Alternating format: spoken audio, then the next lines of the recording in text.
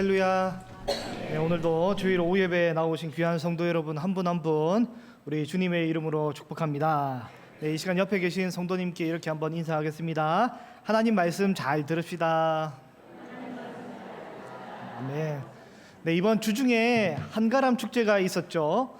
네, 너무 좋은 날씨를 하나님께서 허락해 주셔서 아이고 겁이 났는데 좋은 날씨를 주셔서 너무 감사하고, 우리 많은 성도님들 참석해 주셔서 또 감사하고, 또 우리 축제를 준비하면서 위원장님, 부위원장님, 그리고 봉사부 스태프들, 또 여러 교육자님들 다 수고해 주셔서 행사를 잘 치를 수 있었던 것 같아서 너무 좋고 감사하고 행복했습니다. 네, 어쨌든 근데 행사 당일 저는 살짝 하나 염려되는 게 있었습니다. 뭐냐면 이제 만약에 내가 1등에 당첨되면 어떡할까? 우리 집에는 로봇 청소기를 돌릴 만한 공간도 없는데 이거 어떡하지? 사실은 며칠 전부터 큰 고민이었습니다. 그래가지고 결론을 냈습니다. 송 목사님이 구입하셨거든요. 그래서 송 목사님께 환불 수수료를 드리고 환불해서 이걸 가지자 이렇게 생각까지 했는데, 아무튼 처음부터 끝까지 기다렸지만 마지막 순간까지 믿었어요. 근데 결국에 당첨이 되지 않았습니다. 괜히 쓸데없는 걱정은 하지 않아도 될 것 같았습니다. 네, 염려를 해야 될 때는 하지만 쓸데없는 염려는 안 해도 되죠. 그런데 설교자로서 염려해야 하는 것은 따로 있습니다. 걱정해야 될 것이 따로 있습니다. 어떻게 하면 하나님의 이 메시지를 메신저로서 어떻게 하면 더 잘 전달할까? 좋은 설교를 할까? 어떻게 하면 좀 더 나은 설교를 할까? 설교자라면 이런 생각이 들지 않을 수가 없습니다. 제가 신대원 1학년 1학기 때였던 것 같아요. 설교 실습 수업이 있었는데, 저는 설교에 대해서 궁금한 것이 너무 많았고 교수님께 질문을 드렸습니다. 설교에 대해 궁금한 게 있어서 설교학 교수님께 질문을 드렸습니다. 아주 진지한 질문을 드렸습니다. 교수님, 제가 교수님께 하듯이 이렇게 질문을 한 내용을 해보겠습니다. 교수님, 저는 하나님 말씀이 절대 무오한 이 진리의 말씀인 것을 믿습니다. 완전 무결한 신적인 영역임을 제가 믿습니다. 그런데 제가 학부 때부터 신학을 하면서 제일 강조하면서 배웠던 신학이 인간의 전적 타락입니다. 저는 스스로를 죄인이라고 생각을 합니다. 저의 죄로 인해서 무척 고통을 받았습니다. 교수님, 그래서 저는 예수님이 필요했고 예수님으로 인해서 완전한 이 자유를 얻었습니다. 그런데 교수님, 그럼에도 불구하고 제가 견딜 수 없이 고통스러운 문제가 하나 있습니다. 그것은 뭐냐면, 저는 죄인인데 제가 설교하러 강대상에 올라가 있으면 이상하게 회중들이 제가 선포한 말씀을 하나님 말씀으로 듣고 앉아 있습니다. 이게 저에겐 엄청난 고통이고 스트레스입니다. 만약에 제가 뚜루뚜루 삐리삐리 이런 하나님께서 제게 불러주시는 것을 듣고 기록을 하는 것이라면 마음이 편할지 모르겠지만, 그게 아니라 제가 공부하고 연구하고 주보에 설교 본문도 내가 정해서 올리고 그 정한 본문도 제가 작성하고, 피곤하면 설교문 타이핑이 한 글자도 타이핑이 안 되고, 제가 실수를 하면 잘못된 정보도 전달할 수 있고, 제 영적인 컨디션에 따라서 은혜가 전혀 안 될 수 있고, 몸이 아프거나 시간이 없어서 제대로 준비하지 못하면 이 하나님의 이 신적인 영역의 이 시간들을 완전 제가 망가뜨리게 되는 것 같아서 너무너무 스트레스가 됩니다. 정리하자면 교수님, 전적 타락한 제가 완전 무오한 성경을 선포하는데 이것이 어떻게 신학적으로 하나님의 말씀이 될 수 있겠습니까? 제가 이렇게 교수님께 질문을 던졌습니다. 설교학 시간에 설교학 교수님에게 이렇게 질문을 던졌는데, 교수님이 눈동자를 굴리시며 얼버무리시고 그냥 기도를 열심히 하고 잘 준비하면 될 것 같습니다. 뭐 이렇게 하고 얼버무리시면서 넘어갔습니다. 실망을 했죠. 실망을 했습니다. 굉장히 실망을 했습니다. 예배를 드릴 때 좋은 회중은, 훌륭한 회중은 그 어떤 설교자가 앞에 서 있더라도 나이가 어리든 뭐 그 사람이 뭐 말을 더듬든 그 사람이 많이 배우지 못했든 그 사람의 외모가 그렇게 뛰어나지 않더라도 어떤 설교자가 앞에 서 있더라도 훌륭한 회중은 그가 설교하는 그 선포되는 그 말씀을 하나님의 말씀으로 받아들이는 사람입니다. 그런데 나쁜 회중은 그 어떤 설교자가, 심지어 뭐 신학교 교수든 뭐 어떤 훌륭한 설교자가 앞에 서 있을지라도 그 선포되는 말씀을 판단하고 저울질을 하고 평가를 하고 받아들이지 않는 회중이 있습니다. 네, 설교의 황태자인 스펄전, 그리고 뭐 제가 생각하기에 한국 교회의 유명한 훌륭한 설교자 여러분들, 그리고 심지어 그 훌륭한 오카는 목사님의 설교도 그거를 평가하고 판단해서 그 사람은, 그분은 뭐 이렇게 하면서 이렇게 하시는 분들을 이야기를 때때로 듣게 됩니다. 그러나 이 회중들의 반응은 여러 가지가 있겠죠. 이 회중들의 반응은 이렇습니다. 그러나 설교자 입장에서는 그 어떤 회중이 앉아 있던지 관계없이 설교자로 부름받은 그는 하나님의 말씀을 온전히 선포해야 할 의무가 있습니다. 내 기능을 최대한 발휘하여서 하나님의 말씀을 선포하는 것이죠. 그래서 저는 어떤 설교자가 설교 준비하는 것에 대해서 자신이 받는 그 스트레스에 대해서 마치 7마리의 말이 자신을 묶어두고 끌고 가는 것 같다고 하는 것을 제가 기억이 납니다. 그 설교자가 제 기억에는 스펄전으로 기억하는데 제가 확실한지 설교전에 다시 한번 찾아봤는데 결국 찾지를 못했습니다. 보세요. 인간 설교자는 어쨌든 정확하지 않고 연약하고 오류가 있을 수 있고 부족함이 있고 여러 연약함에 휩싸여 있습니다. 이런 사소한 비유나 예화나 사건에 대해서도 인간 설교자들은 오류가 발생하기도 합니다. 회중에 앉아 계셨던 여러분들도 때때로 여러 설교자, 인터넷도 마찬가지고 설교를 들으면서 감히 말씀을 판단하지 못하겠지만 여러 예화나 여러 상황들에 저건 좀 아닌 것 같은데 라고 생각이 드신 분도 계실 것 같습니다. 사람은 연약하고 부족합니다. 저는 아주 철저하게 깨닫고 이 사람이 부족하고 연약한 것에 대해서 아주 뼈저리게 알고 있습니다. 때때로 설교자는 이 감정의 처리나 설교자가 사용하는 언어가 의도하지 않지만 이 성도들에게 상처가 되기도 하고, 나는 사랑의 표현을 했는데 받아들이는 사람이 오해를 하는 경우도 있습니다. 설교자의 육신의 또 연약함이 예배를 망치게 만들 수도 있고, 그렇기 때문에 설교자는 굉장히 무서운 직업이라고 저는 생각을 가지고 있습니다. 오늘 본문에는 민수기 22장에는 거짓 선지자, 거짓 설교자, 주술사로 역할을 감당하고 있는 발람의 이야기가 등장하게 됩니다. 민수기 22장에서 24장까지는 이 모세 오경이지만 모세가 등장하지 않습니다. 이 긴 챕터에는 모세가 등장하지 않습니다. 25장으로 가면 그때 모세가 등장해서 시딤에서 음행한 이 백성들을 처단하게 되는데, 그때 함께 이 처단되는 그 한 존재가 바로 이 발람입니다. 발람은 끝이 좋지 않은 이 거짓 선지자로 신약 성경에서도 이 유다서에 기록되고 있습니다.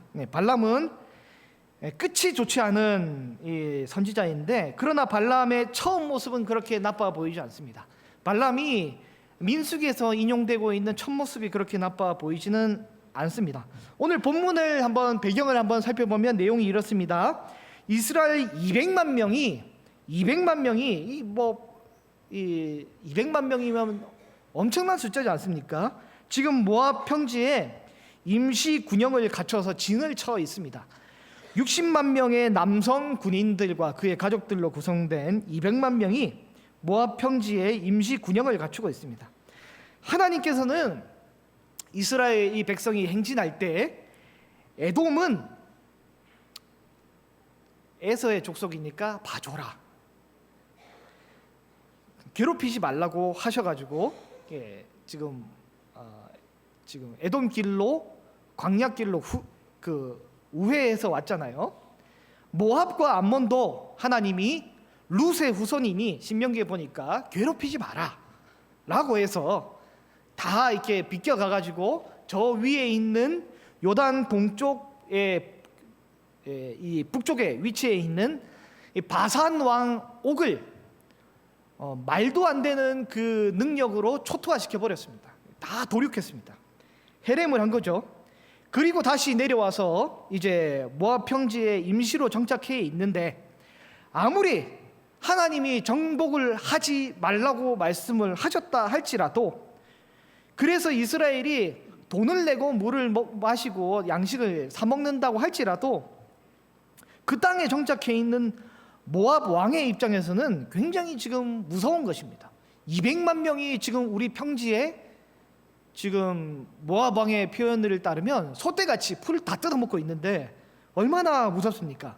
내 집 마당에 지금 60만 명의 군대가 있는데 이거를 공격할 수 있는 능력이 나에게 있지도 않고 쫓아낼 수 있는 상황도 안 되고, 아모레인들이 이렇게 완전 도륙당하는 것을 다 봤는데 가만히 내버려둘 수도 없는 상황에 지금 모압 왕은 지금 머리가 굉장히 복잡합니다. 아무렇게 어떻게 할 수 없는 상황인데요. 만약에 이스라엘이 조금만 이렇게 그 뚜껑이 열리거나 이 각도를 틀면 어떻게 돼요? 모압은 이미 들어와 있기 때문에 순식간에 초토화되는 것은 일도 아닌 것입니다. 그게 바로 오늘 본문 1절에서 3절의 상황입니다. 1절을 한번 보면요, 이스라엘 자손이 또 길을 떠나 모압 평지에 진을 쳤으니 요단 건너편 곧 여리고 맞은편. 2절에 보면 십볼의 아들 발락이 이스라엘이 아모리인에게 행한 모든 일을 보았으므로 어떻게 했어요? 도륙했잖아요. 3절을 같이 읽어보겠습니다. 시작. 모압이 심히 두려워하였으니 이스라엘 백성이 많음을 말미암아 모압이 이스라엘 때문에 번민하더라. 굉장히 번민이 될 수밖에 없는 상황이고 걱정으로 가득 찬 환경과 상황에 놓여 있습니다. 네, 걱정이 가득 차 있습니다. 그래서 모압 왕 발락은 이제 발악을 하게 됩니다. 어떻게 발악을 하게 되냐면 미디안 장로들과 더불어 논의를 하게 되는데요. 미디안 족속은 이 땅 저 땅에 걸쳐서 아주 넓게 흩어져 왔다 갔다 하는 이제 약탈도 하고 유목도 하는 그런 민족인데요. 모세의 장인도 이 미디안의 제사장이잖아요. 오늘 본문 4절을 보면 미디안 장로들에게 이르되 이제 이 무리가 이스라엘이 소가 밭에 풀을 뜯어 먹음같이 우리 사방에 있는 것을 다 뜯어 먹으리로다 하니 그때 십볼의 아들 발락이 모압 왕이었더라. 남자 군인만 60만 명인데 60만 명이 조금만 마음을 돌리게 되면 모압 평지는 초토화되는 것이 기정사실이기 때문에 발락이 어떤 발악을 하게 되는데, 그것은 바로 당대 최고의 주술가인 이 발람을 부르려고 하는 것입니다. 5절 상반절인데요. 상반절을 눈으로 보시고 제가 한번 읽어드리겠습니다. 그가 사신을 부올의 아들 발람의 고향인 강가 부돌에 보내어 발람을 부르게 하여. 상반절에 보면 이렇게 되는데, 이 그가 사신을 발람의 고향인 부돌에 보내어 발람을 부릅니다. 그런데 이 발람의 고향 부돌은 어디입니까? 강가 부돌이라 되어 있는데 여기서 강가는 메소포타미아 강이고요.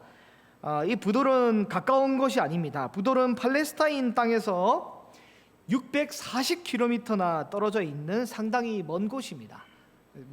굉장히 먼 동네거든요.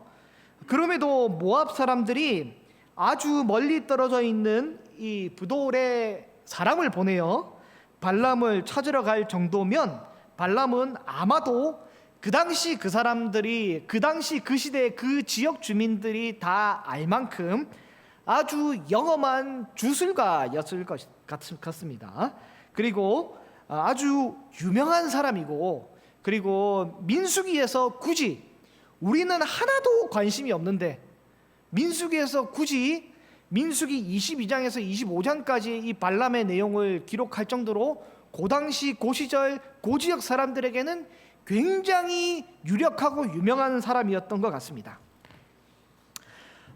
그 당시 그 시절 그 지역에 왜 발람이 유명했을까요? 우리는 정확하게는 알 수 없습니다. 그러나 성경에 기록된 그 내용으로 우리는 정보를 얻을 수 있는데요. 모압 왕이 뭐라고 이야기를 하냐면 6절 말씀, 오늘 본문 6절 말씀을 같이 한번 읽어보겠습니다. 시작. 우리보다 강하니 청하건대 와서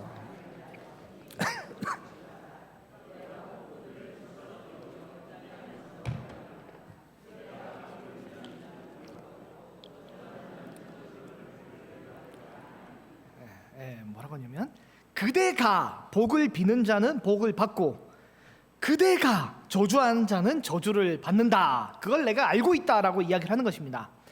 모압 왕 발람이 사람을 보내 640m가 아니라 640km를 이동해서 발락에게 요청을 할 만큼 실제 능력이 발락에게 있는 것입니다. 그래서 그대가 복을 비는 자는 복을 받고 저주하는 자는 저주를 받는 줄 내가 안다. 발락이 저주를 하게 되면 실제로 저주의 효력이 발생하고 발락이 복을 빌게 되면 실제 그 복이 임하게 되는 능력이 이 발락에게 있었습니다. 저는 몸이 아프신 성도님들에게 기도해 드릴 때 간절한 마음으로 회복을 위해 기도를 해 드리지만 저에게는 그런 치료의 능력이 없습니다. 혹시 하나님께서 은혜를 주셔서 치료해 주시기를 하나님께 요청하는 그 마음으로 기도를 하나님께 드리는 것이죠. 지난 우리 수요 예배 때 보셨습니까? 보시고 웃으신 분이 계신데 우리 전임 교역자 전원이 수요 예배 때 안내를 보면서 모두 마스크를 끼고 있었습니다. 모두 다 감기에 걸렸습니다. 우리는 이렇게 사소한 감기 하나도 이기지 못할 만큼 사실은 연약에 휩싸여 있는 존재, 그게 바로 사람입니다. 사람. 그런데 어떤 목사님들은 실제 신유의 은사를 가지고 계신 분이 계시더라고요. 그리고 그의 도덕성과는 무관하게 그런 능력이 실제 있으신 것 같습니다. 기도하면 실제 낫는 거죠. 그리고 뉴스에는 안 좋은 소리도 나옵니다. 근데 신기하게도 기도하면 낫습니다. 예수님을 믿든지 믿지 않든지 요리를 잘하시는 분은 그 요리를 아주 기가 막히게 잘하십니다. 예수님을 믿든 믿지 않든 요리를 못하시는 분은 정말이지 어떻게 그런 맛을 내시는지 모르겠습니다. 저는 식당을 다니며 맛집 같은 것을 잘 구분하지는 못하지만 줄 서서 사람들이 먹던데 굳이 이렇게까지 줄을 서서 먹어야 하는지 때로는 모를 때도 있습니다. 그래도 뭐 맛은 있습니다. 그러나 확실한 것은 정말 가보면 맛이 없는 식당이 있습니다. 정말 뭐 좀 험한 말로 맛대가리가 없는 식당이 있더라고요. 그 집은 도대체 무슨 용기로 그 밥을 팔까? 한 번도 안 먹어봤나? 정말이지 맛이 하나도 없는 식당을 보게 됩니다. 뭐 이렇게 어떻게 그렇게 요리를 맛없게 하는지 모르겠어요. 근데 말을 잘하는 사람은 예수님을 믿든지 안 믿든지 말을 잘 합니다. 그것은 그가 가진 능력입니다. 신천지에서 일하다가 이후 탈퇴해서 장로교로 개종한 목사님이 계십니다. 구리 이단 상담소의 신현욱 목사님이신데요, 굉장히 훌륭하신 분입니다. 그는 신천지에 계실 때도 기가 막히게 말을 잘하셨고, 장로교로 개종하시고도 기가 막히게 말을 잘 하십니다. 저희 어머님은 요리를 못하십니다. 예수님 믿기 전에도 요리를 못했고, 예수님 믿고 나서도 요리를 못하십니다. 요리를 잘하고 못하는 것은 어머니의 기능적인 측면이지 경건성과는 전혀 무관합니다. 아들을 사랑하는 마음으로 기도하며 요리를 하더라도 어머니의 요리는 맛이 없습니다. 우리는 귀에 잘 들리는 기능적으로 뛰어난 설교를 좋아합니다. 그가 얼마나 경건하고 그가 얼마나 하나님을 사랑하고 성도들을 사랑하는지와는 무관하게 기능적으로 뛰어난 설교를 좋아합니다. 그래서 때때로 외부, 나랑 한 번도 본 적도 없고 앞으로도 볼 일이 없는 외부 사역자를 초청해서 설교를 듣잖아요. 한때 쑥대 앞에서 청년들을 대상으로 아주 큰 교회를 일군 목사님이 계십니다. 쑥대의 강당을 빌려서 예배를 드렸고, 숙명 여자대학교 안에서 합법적으로 남자가 출입하면서 예배를 드렸습니다. 어느 날 기독교 뉴스를 통해서 그 목사님의 엄청난 윤리적인 범죄, 성적인 범죄 소식을 들었습니다. 그래서 그분의 음행이 진실이다 혹은 거짓이다, 이렇게 말이 굉장히 많았습니다.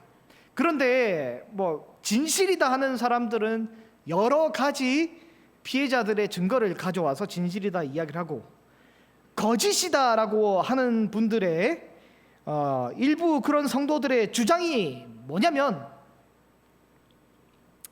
그분은 진짜 설교자인데 그분이 전해주셨던 말씀을 듣고 내가 회심을 했고, 그분의 말씀을 순종하면서 내가 하나님을 경험했고 하나님의 뜻을 알았고 실제 하나님 나에게 뜻을 보여줬고, 그분이 그렇게 훌륭한 설교를 계속 해오셨는데 만약 그 설교를 해오던 그 시기 그동안에 음행을 지속적으로 저지르고 했었다라고 이야기를 하고 있는데, 그렇다면 그분의 그 엄청난 능력이 나올 수 없었을 것이다가 일부 성도들의 주장입니다. 이렇게 말씀하시는 분을 실제 보게 되었고, 이후 그 목사님은 이제 제가 같은 노회에 있어가지고 보게 됐는데, 목사 면직을 당한 것도 아니고 일정한 시간이 지난 후에 홍대에 새롭게 개척을 하셔서 교회를 꾸리셨습니다. 그리고 또 많은 청년들이 그곳으로 옮겨가서 예배를 드리시는데, 제가 홍대 근처 가서 식사할 일이 있어서 한번 식사를 했는데, 그 목사님이 여자 청년들만 데리고 식사를 또 하고 계시더라고요. 아무튼 좀 마음이 안타까웠습니다. 네. 예수님을 믿든지 믿지 않든지 말 잘하는 사람은 말을 잘하고, 요리를 잘하는 사람은 요리를 잘하고, 음악을 잘하는 사람은 음악을 잘합니다. 기능적인 측면은 누구나에게 있는 것입니다. 물론 하나님께서 그 은사를 어떻게 극대화시킬지, 또한 어떻게 사용하실지는 사람은 전혀 모르는 것입니다. 저 같은 사람은 회심을 해도 대한민국은커녕 심지어 가정조차 제대로 변화시키지 못하지만, 바울은 회심하자 기독교의 역사가 바뀌고 하나님은 그의 은사를 사용하셔서 많은 성경들을 제작하게 하시고 로마 사회를 변화시키시게 됩니다. 하나님의 은사를 사용하실 때 사람이 어떻게 바뀌고 변화될지는 사람은 아무도 모르는 것입니다. 아무튼 오늘 본문 7절 말씀을 보면, 모압의 장로들과 미디안의 장로들이 복채를 가지고 640m 떨어져 있는, 그 멀리 떨어져 있는 발락을 만나기 위해 길을 갈 정도로 주술사로서의 발락이 가진 기능은, 실제 기능은, 축복과 저주의 기능은 굉장히 효과적이었음을 우리는 알 수 있습니다. 성경에서도 별거 아닌 사람이 축복을 하든 저주를 하든, 이 다윗이 시므이를 무시하고 그냥 지나갔듯이 별것도 아닌 사람이 축복을 하든 저주를 하든 이스라엘에게 아무런 변화가 없더라면 그냥 기록도 하지 않았을 텐데, 그 사람이 축복을 하든지 저주를 하든지 뭐 아무런 변화가 없으면 일말에 신경도 안 썼을 텐데, 성경은 어떻게 하여서 이런 절차와 과정을 거쳐서 결국에는 발락이 저주하지 않고 이스라엘을 축복하게 되었다라고 아주 자세한 내용을 자세하게 기록하고 있습니다. 우리 시대와는 다르게 그 당시에 있던 주술사에 아주 특별한 기능적인 측면이 있었던 것 같습니다. 발락이 선포하고 있는 그 메시지만 보면, 그는 메시지 자체로만 보면 훌륭한 메신저로 착각할 만큼 뛰어난 설교자로, 뛰어난 선지자로 보여지게 됩니다. 민수기 22장 8절을 보면, 발람이 그에게 이르되 이 밤에 여기에서 유숙하라. 여호와께서 내게 이르시는 대로 너희에게 대답하리라. 하나님 말씀하는 대로 설교하겠다. 하나님 말씀하는 대로 선포하겠다. 하나님 말씀하는 대로 예언하겠다라고 발락이 이야기를 하고 있습니다. 민수기 22장 38절을 보면 뭐라고 하냐면, 발람이 발락에게 이르되 내가 오기는 하였으나 무슨 말할 능력이 있으리까? 하나님이 내 입에 주시는 말씀 그것을 말할 뿐이니이다 라고 말합니다. 굉장히 훌륭한 말을 하죠. 또한 민수기 22장 18절 말씀을 보면 이렇게 되어 있습니다. 발람이 발락의 신하에게 대답하여 이르되 발락이 그의 집에 가득한 은금을 내게 줄지라도 내가 능히 여호와 내 하나님의 말씀을 어겨 덜하거나 더하지 못하겠노라. 하나님 말씀을 가감하지 않겠다라고 이야기를 하는데, 이게 굉장히 그 설교자로서 훌륭한 자질과 멘트를, 기가 막힌 멘트들을 하고 있습니다. 심지어 그는 저는 이게 이번에 연구하면서 다시 보면서 충격을 받았는데, 제 개인적으로는 이제 다른 얘기를 할 때는 훌륭한 설교자로 인정하는 걸 뒤로 쳐주더라도 이 설교자로서 예수님에 대해서 잘 선포하는 분에게 저는 굉장히 높은 점수를 주는데, 이 발락이 민수기 24장 17절을 보면 기가 막힌 메시아 예언을 하게 됩니다. 내가 그를 보아도 이때의 일이 아니며 내가 그를 바라보아도 가까운 일이 아니로다. 한 별이 야곱에게서 나오며 한 규가 이스라엘에게서 일어나 모압을 이쪽에서 저쪽까지 쳐서 무찌르고 또 셋의 자식들을 다 멸하리로다. 이 메시아 예언이라고 신약자들은 이구동성으로 이야기를 하거든요. 메시아 예언을 하고 있습니다. 예수님에 대해서 이야기를 하고 있습니다. 굉장한 내용을 선포하고 있는, 어떻게 보면 하늘의 비밀을 아는 듯한 이 설교자의 역할을 감당하고 있는데, 신기하죠? 그는 모압 왕 발락이 보낸 사람들에 의해, 그런데 이 발람은 지속적으로 돈, 명예, 권력의 유혹을 계속 받게 됩니다. 나중에는 그것이 유혹이 돼서 눈이 멀어서, 돈에 눈이 멀어서 또 권력에 눈이 멀어서 이스라엘을 저주할 뻔했다가 하나님이 당나귀를 통해서 정신 차리라고 얘기해 주시고 저주하지 못하게 해서 결국에 축복하게 하나님이 강권적으로 만드셨지만, 사실은 이 발람은 계속 유혹받고 있고 그리고 거기 넘어가게 됩니다. 민수기 25장을 보면 이 발람의 본색이 드러나는데, 모압이 이스라엘을 군사적으로 넘어뜨리고 무너뜨리지 못하니까 영적으로 넘어뜨리기 위해서 그 땅의 여인과 이스라엘의 남자를 음행을 시키는데, 이 음행이 그냥이 아니라 종교적 음행입니다. 이거를 바알 바알부올이라고 하는데 이 종교적 음행에 가담을 시킵니다. 성적으로 넘어지면서 이 결국에는 이 영적으로 무너지도록 만드는 이 역할을 지금 이제 모압이 벌이게 되는데, 그래서 이 수많은 이스라엘 남자들이 넘어지게 되는데 이게 바로 바알부올 사건인데, 그런데 그 사건을 모세가 심판하게 될 때 민수기 31장 마지막에 보면 뭐라고 되어 있냐면, 바알부올 사건의 주동자로 이 주술자 발람을 잡아서 도륙한 장면이 나오게 됩니다. 이 발람은 처음에는 훌륭한 주술적인 능력을 갖춘 사람이었고, 수려하고 정확한 메시지, 심지어 메시아 예언을 할 정도로, 예수님에 대해서 정확한 예언을 할 정도로 훌륭한 설교자였습니다. 그러나 그게 중요한 것이 아니잖아요.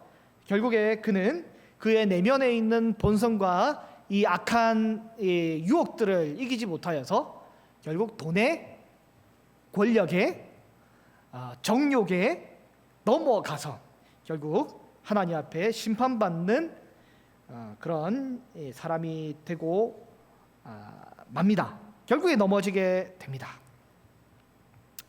우리 사랑하는 귀한 성도 여러분, 제가 신대원 다닐 때 이 설교학 교수님에게 이 사람은 죄인인데 하나님 말씀은 오류가 없고, 그런데 이거를 선포하는 이 설교 행위를 회중들은 하나님 말씀으로 듣고 있는다고 이걸 어떻게 신학적으로 가능하냐라고 물어봤지만 설교학 교수님은 답을 주지 못했습니다. 그런데 신대원의 훌륭한 우리 최홍석 교수님, 조직신학과 설교학을 함께 조직신학적 설교를 연구하시는 최홍석 교수님을 제가 만나서 이 질문을 드렸더니 좋은 해답을 주셨습니다.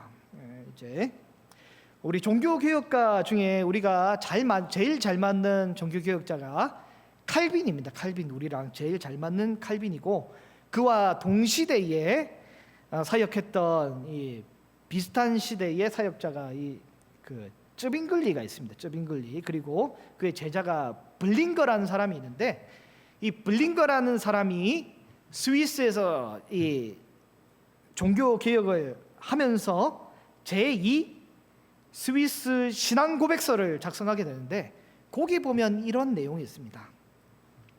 어떻게 이제 설교가 하나님 말씀이 되냐라고 하는데, 상당히 긴데 요약해서 세 문장으로 드리면, 첫 번째는 하나님으로부터 부름받은 사람이, 이게 제일 중요합니다. 하나님으로부터 부름받은 사람이. 두 번째, 신구약 66권의 오류 없는 성경을 가지고. 세 번째,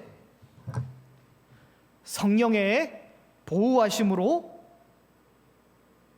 오류 없이 선포하면 그것은 곧 하나님 말씀이다. 하나님으로부터 부르심을 받은 사람이 하나님의 말씀인 성경을 가지고 성령의 보호하심으로 선포하게 되면 그것은 곧 하나님 말씀이다.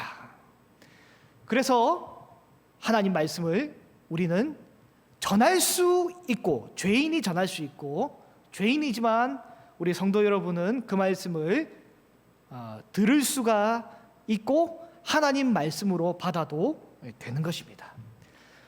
사랑하는 우리 귀한 성도 여러분, 설교자로서 이 발람은 하나님 앞에 실패한 사람입니다. 왜 그렇습니까? 발락이 돈을 주고 부른 사람입니다. 사신을 통해서 돈을 주고 사람이 부르러 가는 사람입니다. 그러나 훌륭한 설교자는, 또 하나님이 세운 설교자는 하나님이 부른 설교자입니다. 우리는 이 노회를 통해서, 또 총회를 통해서, 또 우리 담임 목사님과 당회를 통해서 선정된 이 하나님의 사람을 통해서 우리는 하나님의 귀한 말씀을, 사람은 보잘것없고 연약하고 또 우리가 보기에 계산할 만하지만 저울질할 만하지만 하나님이 하나님의 사람을 설교자로 세워 주셨습니다. 그리고 우리 교회에 불러 주셨습니다. 그래서 설교자가 선포하는 그 메시지는 그 누가 서 있을지라도 그 말씀은 하나님의 말씀이 되는 것입니다. 그가 기똥차게 말을 잘하든 혹은 말씀의 재미없든 관계없이 그가 또 옛날 방식으로 설교하든 또 새로운 방식으로 설교하든 어떤 방식으로 설교하든 그가 하나님 말씀으로 설교한다면 그가 곧 하나님의 설교자인 것입니다. 우리는 또 구역장으로서 교사로서 또 전도자로서 또 설교자는 아니지만 하나님 앞에 부름을 받아서 작은 영역에서 우리는 말씀을 전하기도 하고 말씀을 나누기도 하고 말씀을 전파하기도 합니다. 이럴 때 우리는 어떤 마음을 가져야 합니까? 하나님이 나를 구역장으로, 하나님이 나를 교사로, 하나님이 나를 전도자로 부르셨구나. 그래서 그 확신을 가지고 내가 전하는 이 메시지가 나는 비록 부족하고 연약할지라도 하나님이 사용하신다면 하나님의 귀한 일을 만들어 주실 거다. 이 확신으로 말씀을 전하시기를 바랍니다. 아울러 우리는 회중으로 부름을 받았습니다. 우리는 정확하게 구분하고 구별하고 분별하여야 합니다. 유튜브에 보면 뭐 박진영이든지 혹은 전도자 박혁이라고 뭐 이상한 분들이 혹은 또 유명하진 않지만 다양한 이상한 사람들이 있습니다. 그는 하나님으로부터 부름받은 사람이 아닙니다. 공식적인 교회에서 세운 사람도 아니고 합법적으로 교회 공동체와 믿음의 사람들이 세운 사람이 아니라 사람이 세운 사람이고 스스로 세움을 받은 사람이기 때문에 그런 말씀을 들어서는 안 되는 것입니다. 또한 아울러 이 설교자가 온전한지 온전하지 않은지 구분하는 것은 죄송하지만 회중 여러분의 역할이 아닙니다. 우리의 영역에 밖에 있습니다. 이것은 하나님의 영역이고 또 이 교회 설교자를 세우신 성령의 그 영역이기 때문에 우리는 그 설교자에 대해서 이랬다 저랬다 또 그 설교는 내가 앞으로 안 들을 거다 혹은 그분과 내가 마찰이 있었기 때문에 앞으로는 나는 그분의 설교는 귀를 닫을 거다라고 하는 것은 주께서 기뻐하시는 일이 아닌 것입니다. 교회가 부흥하던 시점은 항상 설교가 부흥하던 시절입니다. 하나님의 교회는 설교를 겸손한 마음으로 듣게 될 때 흥왕하게 될 줄로 믿습니다. 그렇다면 이 발람과 같은 이런 사람들은 어떻게 구분합니까? 하나님이 하십니다. 요한계시록에 보면 이 말씀을 가감하는 사람 하나님 앞에 엄청나게 엄중한 심판을 받게 되는 것입니다. 그렇기 때문에 설교자는 늘 두렵고 떨림으로 설교할 수밖에 없는 사람이고 아울러 회중들은 설교자를 위해서 기도해야 할 의무가 있는 것입니다. 우리 사랑하는 우리 귀한 성도 여러분, 카페에 가면 신기하게도 저는 목사기 때문에 이제 교회라는 단어가 기가 막히게 잘 들립니다. 네, 그리고 목사기 때문에 목사라는 단어도 설교라는 단어도 기가 막히게 들려요. 저 멀리서 이야기하는 이 이야기도 소머즈도 아닌데 기가 막히게 잘 들려요. 네, 많은 경우 교회 바깥에서 이 여자 성도님들이 모여서 이 교회에 대해서 설교자에 대해서 이야기를 할 때 은혜롭고 좋은 얘기를 하는 것을 거의 본 적이 없습니다. 네, 그래서 아마도 우리 교회에서 많은 성도님들은 안 그러겠지만 딱 한두 번만 그럴 것 같아요. 그래서 마음이 염려가 되어서 그럽니다. 항상 언제 어느 순간이든지 이제 하나님이 세우신 귀한 설교자를 존중히 여기고 귀하게 여길 수 있는 우리의 자세가 되시기를 바랍니다.